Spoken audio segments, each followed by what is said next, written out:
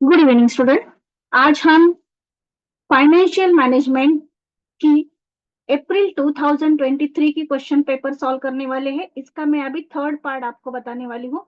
इसके पहले हमने पार्ट फर्स्ट पार्ट सेकंड में 2 प्रॉब्लम सॉल्व किए हैं और इस पार्ट में मैं आपको और 2 प्रॉब्लम सॉल्व करके बताने वाली हूँ।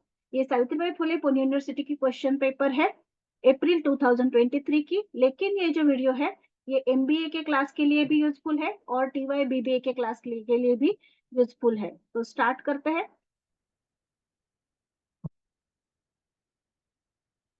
अभी इस पार्ट में मतलब पार्ट 3 में हम 2 प्रॉब्लम सॉल्व करने वाले हैं। उसमें से एक प्रॉब्लम है रेशियो एनालिसिस का। तो ये जो रेशियो एनालिसिस का प्रॉब्लम है ये टीवाई बीकॉम के स्टूडेंट के लिए भी यूजफुल है, क्योंकि इसमें से कुछ रेशियो जो है वो टीवाई बीकॉम के सिलेबस में भी है। तो स्टार्ट करते हैं।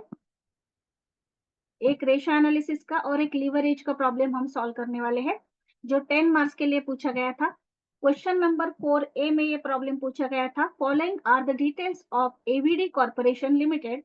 बैलेंस शीट दिया गया है लायबिलिटी एंड एसेट साइड से। यहाँ पर हमें gross profit, opening stock and sales ऐसे अदर इंफॉर्मेशन दी गई है और हमें निकालना है working capital turnover ratio, current ratio, liquid ratio, debtors turnover ratio and creditors velocity sorry. तो क्रेडिटर्स वेलोसिटी रेशियो तो हम वन बाय वन निकालेंगे। तो पहले मैं क्रेडिटर्स वेलोसिटी रेशियो निकाल रही हूँ, जिसका फॉर्मूला है creditors velocity ratio is equal to average trade creditors upon average net credit purchases per day. और जो एवरेज क्रेडिट परचेसेस निकालने होते हैं पर डे के, तो इसके अलावा हम ये फॉर्मूला यूज कर सकते हैं कि 12 मंथ्स लेंगे और उसको क्रेडिटर्स टर्नओवर रेशियो से डिवाइड करेंगे। तो इस तरह से भी हम ये कैलकुलेशन कर सकते हैं। तो पहले हम निकालते हैं क्रेडिटर्स वेलोसिटी रेशियो। इसके लिए हमें चाहिए एवरेज ट्रेड क्रेडिटर्स।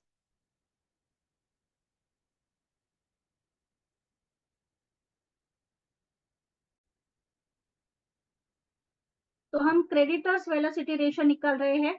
तो इसके लिए हमें एवरेज ट्रेड क्रेडिटर्स और average net credit purchases per day चाहिए, या फिर आप दूसरा फॉर्मूला यूज कर सकते हैं जो मैंने यहाँ पर लिखा है 12 months upon creditors turnover ratio. तो हम ये फॉर्मूला यूज करेंगे 12 months upon creditors turnover ratio.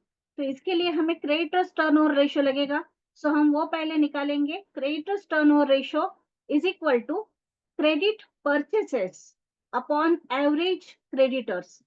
तो इस प्रॉब्लम में हमें जो इंफॉर्मेशन दी गई है तो उसमें क्रेडिट परचेसेस या फिर परचेसेस नहीं है। देखिए यहाँ पर बैलेंस शीट है और यहाँ पर हमें एडिशनल इंफॉर्मेशन में gross profit, opening stock, sales दिए गए हैं और बैलेंस शीट में हमें क्लोजिंग स्टॉक दिया गया है 2 लाख का।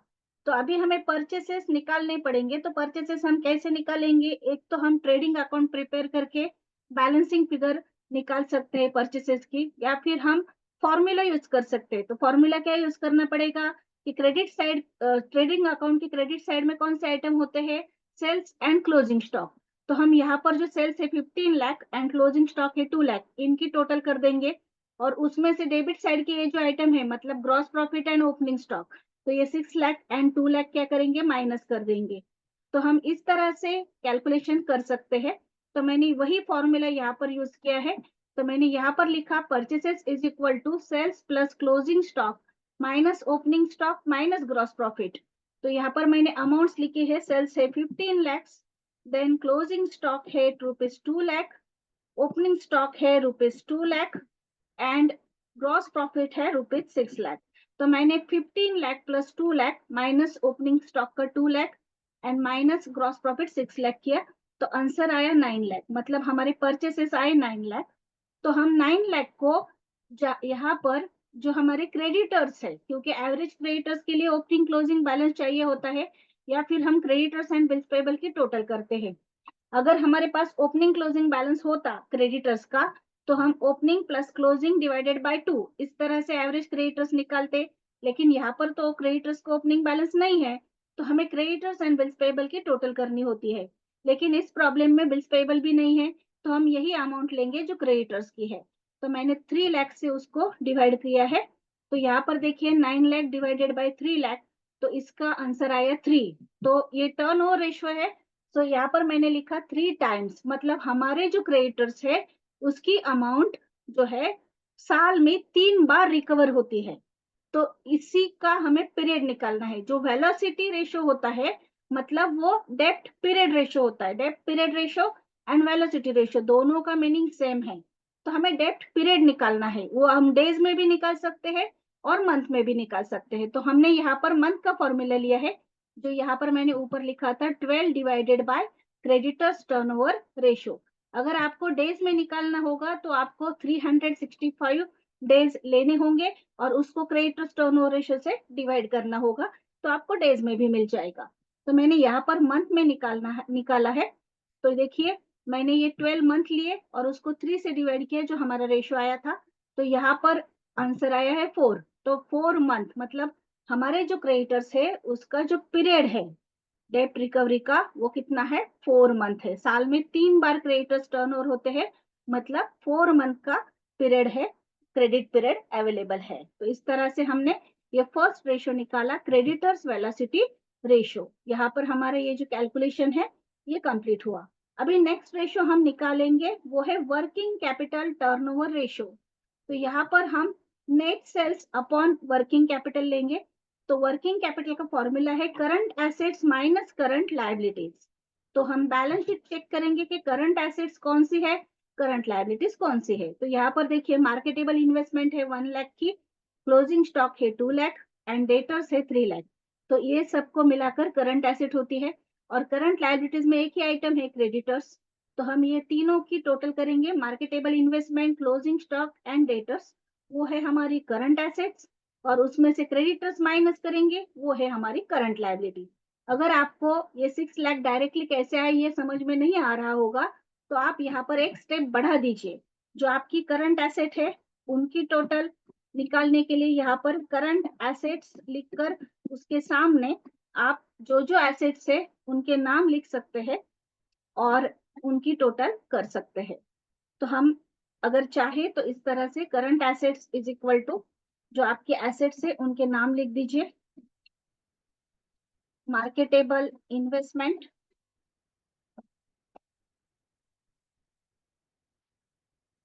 प्लस क्लोजिंग स्टॉक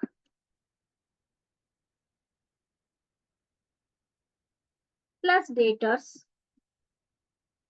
मतलब आपको समझ में आएगा कि हमारी जो करंट एसेट्स है वो किस तरह से आई है। और जो करंट लायबिलिटीज है उसमें हमने क्या लिया है, सिर्फ करंट, सॉरी, क्रेडिटर्स लिए हैं। Current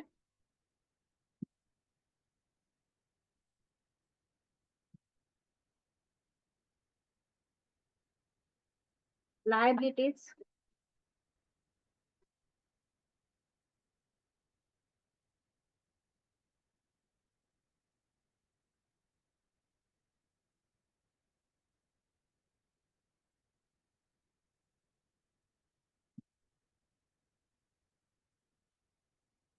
is equal to creditors. तो आपको ज्यादा अच्छी तरह से समझ में आएगा। तो हमने इस तरह से 6 लाख में से 3 लाख माइनस किए हैं। जो करंट एसेट है उनकी टोटल 6 लाख आई, उसमें से 3 लाख करंट लायबिलिटीज मतलब क्रेडिटर्स की टोटल माइनस की, तो हमारी वर्किंग कैपिटल की अमाउंट आई 3 लाख। और सेल्स हमारे पास है 15 लाख के। तो working capital turnover ratio is equal to 15 lakh divided by 3 lakh. तो 15 लाख को 3 लाख से डिवाइड किया तो हमारा आंसर आया 5 टाइम्स। जो टर्नओवर रेशियो होता है उसका आंसर टाइम्स में लिखना पड़ता है। सो यहाँ पर आंसर आया 5 टाइम्स। नेक्स्ट हम निकालेंगे करंट रेशियो। तो current ratio means current assets upon current liabilities. तो यहाँ पर हमने already current asset and current liabilities की टोटल की थी। यहाँ पर जो कैलकुलेशन किया है हमने, तो 6 लाख करंट एसेट की टोटल है, करंट लायबिलिटीज की टोटल 3 लाख है। तो हम 6 लाख को 3 लाख से डिवाइड करेंगे। तो 6 lakh divided by 3 lakh is equal to, जो आंसर है वो है 2:1। मतलब 0 0 कैंसिल करके हम अगर 3 का टेबल बोलेंगे तो 3 2 6 होता है। सो यहाँ पर 2 आया और आगे कितना लिखना है, 1 लिखना है। सो 2:1। ये हमारे करंट रेशो का आंसर आया है। नेक्स्ट है लिक्विड रेशो। लिक्विड रेशो जो होता है वो liquid assets upon liquid liabilities इस तरह से निकालते हैं। तो जो लिक्विड एसेट होती है वो कौन सी होती है, तो करंट एसेट में से स्टॉक एंड प्रीपेड एक्सपेंसेस अगर होंगे तो वो माइनस करने होते हैं, तो उनको लिक्विड एसेट बोलते हैं। और जो लिक्विड लायबिलिटीज होती है तो वो कौन सी होती है, तो जो करंट लायबिलिटीज होती है उनमें से बैंक ओवरड्राफ्ट माइनस करना होता है। लेकिन यहाँ पर बैंक ओवरड्राफ्ट तो नहीं है, तो ओनली करंट एसेट्स में से हम क्या करेंगे, जो स्टॉक है वो माइनस करेंगे। So current assets minus closing stock, stock closing stock जो कोई भी वर्ड होगा वो आप ले लीजिए। तो करंट एसेट्स में से हमने क्लोजिंग स्टॉक माइनस किया। करंट एसेट की टोटल हमारी आई थी 6 लाख और उसमें से हमने जो 2 लाख का स्टॉक था वो माइनस कर दिया, तो हमारी लिक्विड एसेट की अमाउंट आई है 4 लाख। और जो लिक्विड लायबिलिटीज है वो करंट लायबिलिटीज की इतनी ही हमने ली है, क्योंकि यहाँ पर कोई भी बैंक ओवरड्राफ्ट नहीं है। So liquid liabilities is equal to current liabilities minus bank overdraft. लेकिन इस प्रॉब्लम में बैंक ओवरड्राफ्ट नहीं है, सो यहाँ पर हमारी जो अमाउंट है वो सेम आएगी, जितनी करंट एसेट लायबिलिटी की थी उतनी ही हमारी लिक्विड लायबिलिटीज भी आई है। सो 4 लाख को 3 लाख से डिवाइड किया तो आंसर आया 1.333 अनलिमिटेड। सो यहाँ पर हमने 1.33 लिया है 2 डेसिमल तक (1). ये हमारा आंसर है लिक्विड रेशो का। नेक्स्ट कैलकुलेशन हम करेंगे डेटर्स टर्नओवर रेशो। तो डेटर्स टर्नओवर रेशो का जो फॉर्मूला है वो है credit sales upon average debtors. लेकिन यहाँ पर तो कोई क्रेडिट सेल्स सेपरेटली नहीं दिए गए हैं, तो हम जितने सेल्स है उतने ही लेंगे। और एवरेज डेटर्स दो तरीके से निकालते हैं। एक तो डेटर्स का ओपनिंग एंड क्लोजिंग अगर होगा तो उनकी टोटल करके उसको 2 से डिवाइड करते हैं। अगर ओपनिंग क्लोजिंग बैलेंस नहीं है तो डेटर्स एंड बिल्स रिसीवेबल की टोटल करते हैं। लेकिन यहाँ पर बिल्स रिसीवेबल भी नहीं है प्रॉब्लम में। तो प्रॉब्लम में क्या है, ओनली डेटर्स है 3 लाख के, तो हम डेटर्स लेंगे और यहाँ पर एडजस्टमेंट में जो सेल्स दिए 15 लाख के उसको डिवाइड करेंगे, 15 लाख को 3 लाख से डिवाइड करेंगे। तो इस तरह से हमने डेटर्स टर्नओवर रेशो के लिए क्रेडिट सेल्स लिए 15 लाख और उसको एवरेज डेटर्स मींस डेटर्स से डिवाइड किया, तो हमारा आंसर आया है 5 टाइम्स।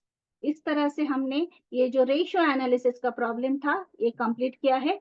तो इसके ऊपर आपको कमेंट भी देने को बोली है, तो आप कमेंट जो है मैं एक कमेंट का वीडियो अपलोड कर दूंगी जिसमें मैंने कॉमन कमेंट डाली है कि आप अगर कौन सा रेशो आएगा तो उसके लिए किस तरह से कमेंट यूज करेंगे। तो वो वीडियो मैं आपको अपलोड कर दूंगी, वहां पर आप कमेंट्स देख सकते हैं किस तरह से लिखनी होती है। तो ये सभी रेशोज हमारे कैलकुलेट हुए हैं। ये प्रॉब्लम है क्वेश्चन नंबर 4A का और ये उसका सॉल्यूशन है।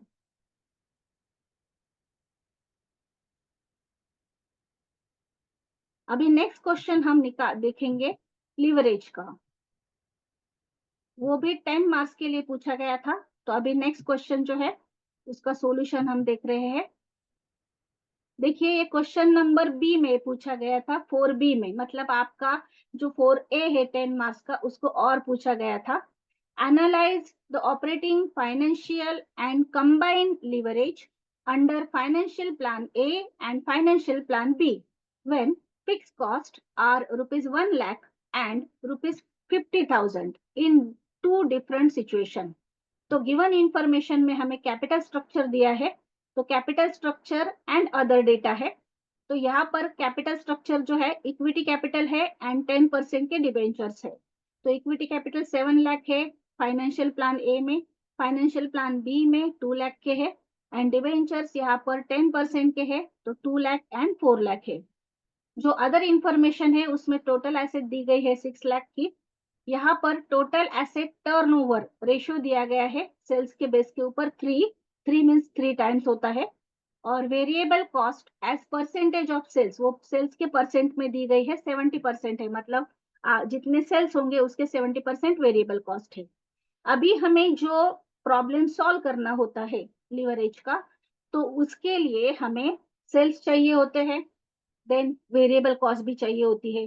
तो यहाँ पर सेल्स तो नहीं दिए हैं, तो हमें पहले क्या करना पड़ेगा, यहाँ पर जो रेशियो दिया गया है 3 टाइम्स का, उसके ऊपर से हमें सेल्स निकालने हैं। तो हम सेल्स किस तरह से निकालेंगे, तो यहाँ पर हम फॉर्मूला लिखेंगे। फॉर्मूला लिखेंगे हम टोटल एसेट टर्नओवर रेशियो का। तो total asset turnover ratio is equal to net sales upon total assets. तो हमारा रेशियो का आंसर है यहाँ पर 3, तो मैंने यहाँ पर लिख दिया 3।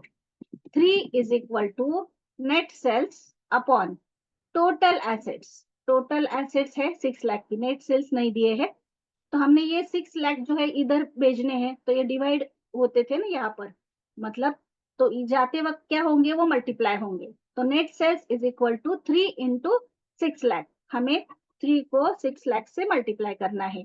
तो हमारी आंसर आई है 18 लाख। कितना आंसर आया है, 18 लाख, मतलब हमारे जो सेल्स है वो कितने आए हैं, 18 लाख। अभी हमें जो वेरिएबल कॉस्ट है वो इसके 70% निकालनी है। आप यहाँ पर वर्किंग नोट में भी निकाल सकते हैं, या फिर हम जहाँ पर स्टेटमेंट प्रिपेयर कर रहे हैं उसमें भी डायरेक्टली निकाल सकते हैं। तो मैंने डायरेक्टली स्टेटमेंट में ही निकाली है। तो मैंने यहाँ पर एक स्टेटमेंट बनाया है जिसमें हम अभी दो जो सिचुएशन है, फाइनेंशियल सिचुएशन, वो लेंगे और कैलकुलेशन करेंगे। तो यहाँ पर देखिए, मैंने plan A, financial plan A and financial plan B, इस तरह से अमाउंट के लिए 2 कॉलम किए हैं, एक कॉलम पर्टिकुलर का है, financial plan A and financial plan B, और ये कॉलम हमारा पर्टिकुलर का है। तो अभी अभी हमने सेल्स फाइंड आउट किए हैं, तो सेल्स जो है दोनों कॉलम में सेम आएंगे क्योंकि यहाँ पर कोई डिफरेंस नहीं है। सो दोनों कॉलम में मैंने सेल्स लिए हैं 18 लाख के, तो सेल्स से हम स्टार्ट करेंगे। दोनों कॉलम में सेल्स लिए 18 लाख, लेस वेरिएबल कॉस्ट। तो वेरिएबल कॉस्ट कितनी है, 70% है, प्रॉब्लम में बताया गया है सेल्स के 70%। तो 18 लाख के ऊपर हमने 70% निकाले, वो आए 12,60,000। वो दोनों कॉलम में, मतलब दोनों भी प्लान में कितने आएंगे, सेम 12,60,000। अभी वो माइनस करके हमने कंट्रीब्यूशन निकाला, तो 18 लाख में से 12,60,000 माइनस किए, तो कंट्रीब्यूशन आया 5,40,000। तो 5,40,000 कंट्रीब्यूशन आया है। अभी उसमें से हमें लेस करना है फिक्स कॉस्ट को। तो फिक्स कॉस्ट हमने लेस की 1 लाख, फाइनेंशियल प्लान ए के लिए है, बी के लिए 50,000, ये प्रॉब्लम में गिवन है। तो ये लेस करने के बाद, माइनस करने के बाद हमारा EBIT आया है, सो अर्निंग बिफोर इंटरेस्ट, ये जो है एंड टैक्स, वो आया है 4,40,000। और यहाँ पर आया है प्लान बी में 4,90,000, मतलब हमने 5,40,000 में से 1 लाख माइनस किए, तो 4,40,000। यहाँ पर 5,40,000 में से 50,000 माइनस किए, तो 4,90,000। अभी हम उसमें से इंटरेस्ट लेस करेंगे। तो ये इंटरेस्ट जो है वो हमने कैसे निकाला है, ये हमने डिबेंचर के ऊपर निकाला है। डिबेंचर जो थे वो कितने परसेंट के थे, 10% के थे। तो हमने ये जो इंटरेस्ट है 10% निकाला है डिबेंचर के ऊपर। तो डिबेंचर देखिए दोनों के अमाउंट अलग अलग है, मतलब फाइनेंशियल प्लान ए की डिबेंचर के अमाउंट है 2 लाख, तो 2 लाख के ऊपर 10% 20,000। और फाइनेंशियल प्लान बी की डिबेंचर के अमाउंट है 4 लाख, तो 4 लाख के ऊपर 10% मतलब 40,000। तो इस तरह से दोनों के इंटरेस्ट जो है सेपरेट सेपरेट आएंगे। फाइनेंशियल प्लान ए का 20,000 एंड फाइनेंशियल प्लान बी का कितना आया है, 40,000। तो वो हमें अभी माइनस करना है। तो हमने लेस किया इंटरेस्ट, 10% जो है वो हमने डिबेंचर के निकाले हैं। 10% डिबेंचर, यहाँ पर मैं लिख देती हूँ अगर आपको डायरेक्टली नहीं समझ में आ रहे होंगे तो डिबेंचर के ऊपर है ये। तो यहाँ पर मैंने लिया 20,000 और यहाँ पर 40,000। तो माइनस करने के बाद EBT, मतलब इनकम या फिर अर्निंग आप बोल सकते हैं, सॉरी, अर्निंग्स बिफोर टैक्स, ये जो है वो आया है 4,20,000, यहाँ पर है 5 लाख, सॉरी 4,50,000, सॉरी। अभी हम निकालेंगे operating leverage, financial leverage and combined leverage. तो इसके लिए हम फॉर्मूला लिखते हैं।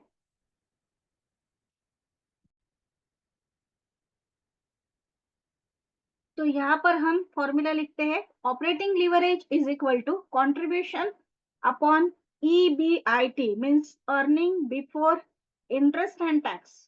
तो कंट्रीब्यूशन का आंसर हमारा आया है 5,40,000। तो 5,40,000 को हम EBIT से डिवाइड करेंगे। तो EBIT फाइनेंशियल प्लान ए में है 4,40,000। तो 5,40,000 डिवाइडेड बाय 4,40,000 आंसर आया 1.23। और यहाँ पर जो EBIT है वो है 4,90,000। तो कंट्रीब्यूशन सेम है 5,40,000। तो 5,40,000 को 4,90,000 से डिवाइड किया तो आंसर आया 1.10। सेकंड कैलकुलेशन करेंगे हम फाइनेंशियल लीवरेज का। तो फाइनेंशियल लीवरेज का फॉर्मूला है EBIT मतलब income before interest and tax divided by EBT, sorry income नहीं अर्निंग्स, अर्निंग्स बिफोर टैक्स। तो हमने यहाँ पर 4,40,000 जो है EBIT, तो उसको EBT मतलब 4,20,000 से डिवाइड करना है। तो इसका आंसर आया 1.05। और यहाँ पर 4,90,000 को हमें 4,50,000 से डिवाइड करना है। तो 4,90,000 को 4,50,000 से डिवाइड किया आंसर आया 1.09। And last calculation combined leverage का, उसका फॉर्मूला है कंट्रीब्यूशन अपॉन EBT। तो contribution same 5,40,000, EBT earning before tax 4,20,000। तो उसको डिवाइड करने के बाद हमारा फाइनल आंसर आया है 1.28। और यहाँ पर फाइनेंशियल प्लान बी में 5,40,000 को 4,50,000 से डिवाइड किया तो आंसर आया 1.2। तो इसी तरह से हमने ये कैलकुलेशन कंप्लीट किया है। यहाँ पर पहले हमें सेल्स का कैलकुलेशन करना पड़ा था क्योंकि सेल्स डायरेक्टली नहीं दिए गए थे। तो हमने वर्किंग नोट में यहाँ पर सेल्स पहले कैलकुलेट कर लिए एसेट टर्नओवर रेशियो का फॉर्मूला यूज करके। तो ये प्रॉब्लम है और ये उसका सॉल्यूशन है। तो यहाँ पर लीवरेज का प्रॉब्लम कंप्लीट हुआ है। Thank you.